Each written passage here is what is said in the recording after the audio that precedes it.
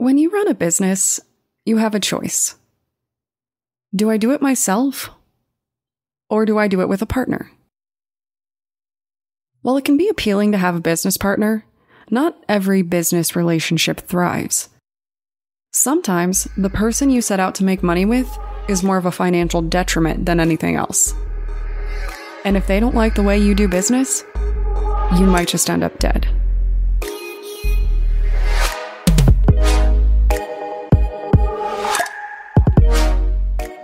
My name is Brianne, and I'm the host and creator of Among the Dirt and Trees, a show where we explore true crime cases that occur out in nature. In today's episode, we're going to travel back over a century to discuss the 1900 disappearance and murder of George E. Bailey, a man who committed a crime in his own time, then ended up in trouble with his business partner. Guys, this story has some drama to it.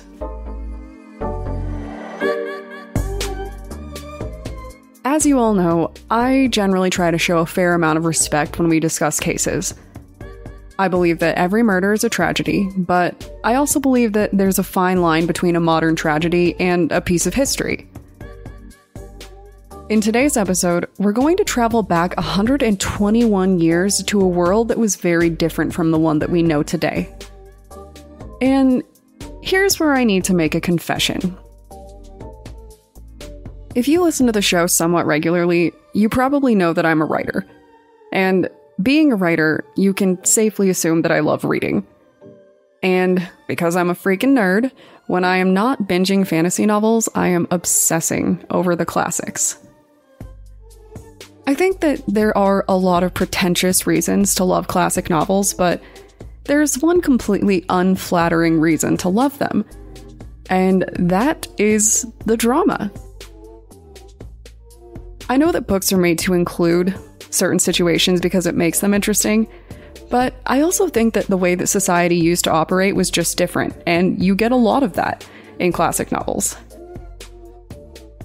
It brings a ridiculous amount of drama, not just the kind of drama that comes from sharing the wrong tweet, but full-on scandals. And this case has a lot of that energy. While I recognize that this is a murder case, and while I know that it is horrible, I also know that some time has passed since this crime occurred, and I'd like to include the real meat of the story. So today, we're going to talk a lot about character, crimes, and the scandals that shook an old society. Before I get started, I feel like you should also know that I just read A Good Marriage by Stephen King, which was the inspiration for the show 1922. And of course, I would highly recommend both. Now let's do this.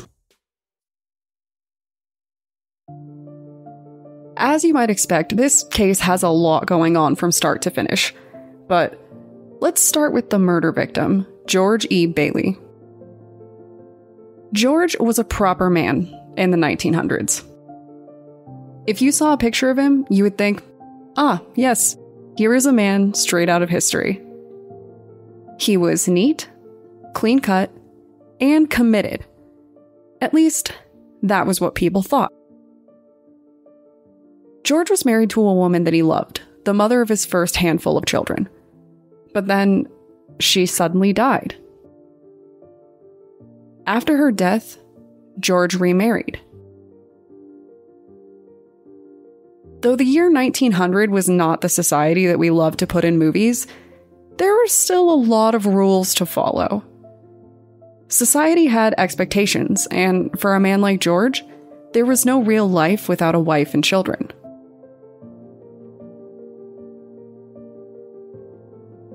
George had a few more kids that he hoped would make him proud, but then something else happened. George fell in love with his wife's half-sister. At this point, George decided that his wife wasn't good enough. He decided that he wanted something else. So, he left his wife and their 6 kids, 2 of which were not even hers, alone. He abandoned her and ran off with her sister, leaving her to fend for herself and 6 kids in a world where men were still expected to manage property and the expenses. Guys, I'm an independent business owner. I am a woman with a college degree. I make my own money at a time where I have the luxury of making my own money. And I still cannot imagine funding 6 kids alone. But George ran off with his mistress, and then he made her his new wife, while his abandoned wife worked nonstop to raise the kids he left behind. With his new lover, Susie, George ventured out and obtained a farm. Then they had a kid. George's 7th kid.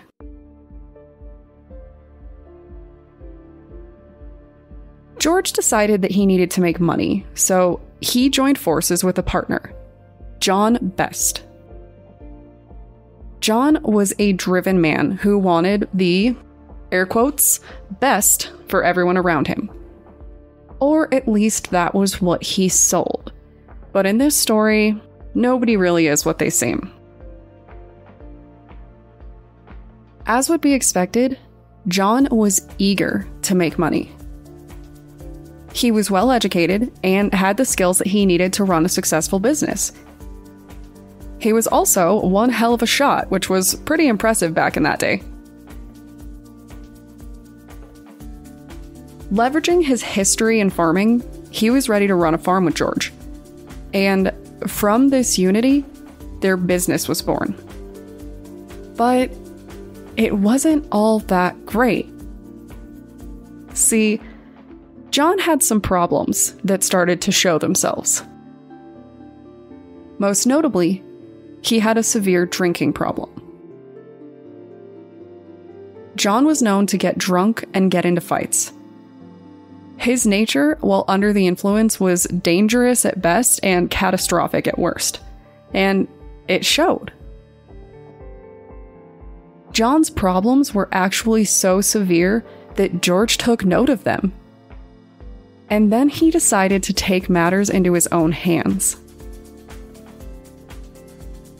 George didn't trust John. He didn't think that John was in control of his finances or his actions, which is why George continuously took active steps to stop John from making bad decisions. This included withholding his pay at times so he wouldn't waste it on alcohol. It also meant faking him out with the business accounts. George actually trusted John so little that even where the business's money was concerned, George would give John less, knowing in his heart that the money would go to the drink and not to fulfilling his duties on behalf of the company.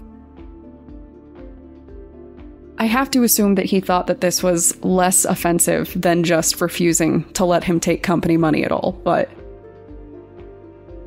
as you might imagine, George treating John like the addict that he was bred some contention on both ends. George resented that John couldn't stay away from alcohol. John resented that George didn't trust him, and his rage grew with time. But then, something else happened. Susie, George's mistress turned wife, received news. Horrible news. Her mother was sick and dying. And for the first time in ages, Susie felt the urge to run back to her family.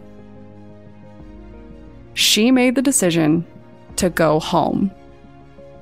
But there was just one problem. George wouldn't go with her. And I am sure you can imagine why. After running off with his original wife's sister and leaving her to fend for herself with 6 children, George couldn't bear the shame of it. He was convinced that if he returned, it would only bring misery. And honestly, if I had to guess, I would assume that he was afraid he would be arrested. Or possibly that he would be killed for his actions. The world used to be different.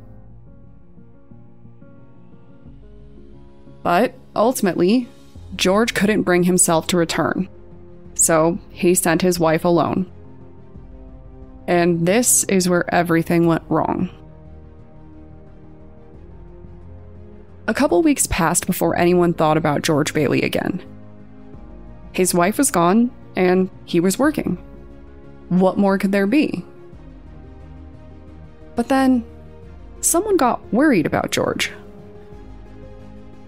John started walking around asking if anyone had seen George, because George had suddenly disappeared. He claimed that George was missing, that he had been gone for over a day, and that he was really worried about his business partner. Like I said before, this was a different time. John didn't go to the cops, he just asked around with the neighbors. That was kind of what you did back then, right? And maybe John had a good reason. Maybe he was worried about the cops getting involved because his good pal George had run out on his wife and was wanted by the family and the police. At least, that was one neighbor's theory. But guys, it was actually a solid one. George was literally wanted for betraying his first wife. The police were actually after him for his actions. That is a fact. But John was just looking out for his friend, right? Well, as you can imagine, John had a bigger reason to avoid bringing it to the police. And John's problems were highlighted by the knowledge of his neighbors. Not only did John not want the police involved, which eventually they started to think was a little strange, he was also at the farm when witnesses claimed that someone was running a bonfire on the property and burning blankets. You know, like you do for totally normal and not at all related to a murder reasons. But, as ridiculous as this cover might seem, there might be more to it. On a farm, there are animals, right? And just recently, I learned about just how many problems can come from animals. Last month, my dog went to stay with Grandma and her uncles. And while I love these three individuals more than life itself, I was certainly shocked when my Netflix-watching, chronic napping apartment dog came back with fleas. So, maybe that was what John was doing. Maybe the blankets had fleas on them, and he was just getting rid of them for that very normal reason. Or maybe John murdered George on top of the blankets and decided to burn them to destroy the evidence. We didn't exactly have DNA evidence in 1900. Literally, back then, getting rid of the evidence was enough. At least, it was until George's body showed up. He was dead, and this was no accident.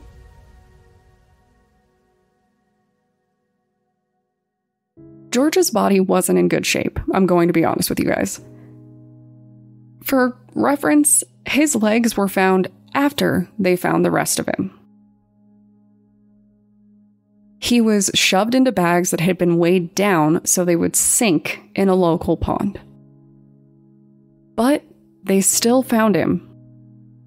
And they identified him. And then they got suspicious. By this point, we all know never to talk to police unless you have a lawyer present, but that wasn't the case here. Police just kind of handled things. Police found bullet holes in George's body.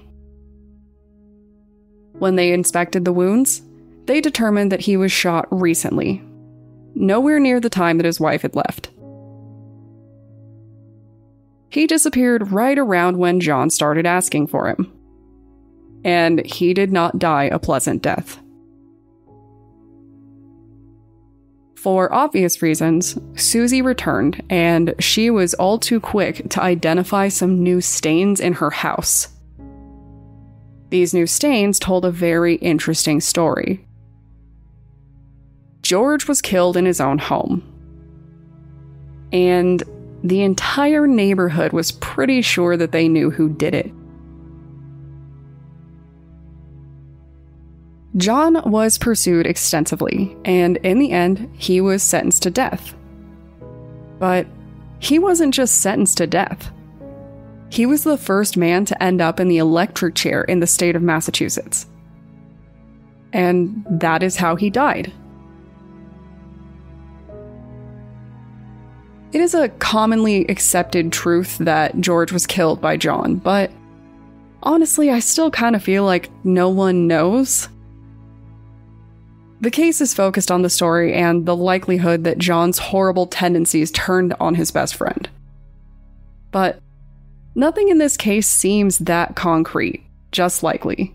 And that raises an interesting point about old cases.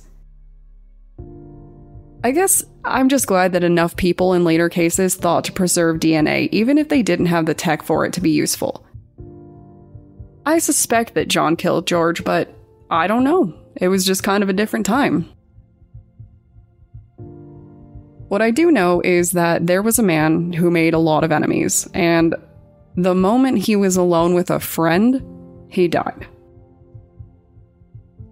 That is rough, and for the 7 kids he left behind, it is even worse.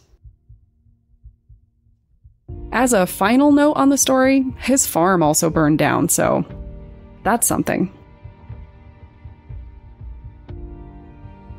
I just want to say thank you for coming along for the ride on this one. I know that this episode was a little twist on a bit of historical drama, but I hope that you enjoyed it. So, if you want to talk ye old etiquette or old school business practices, please send me a message on Twitter or Instagram using the tag @DatPod.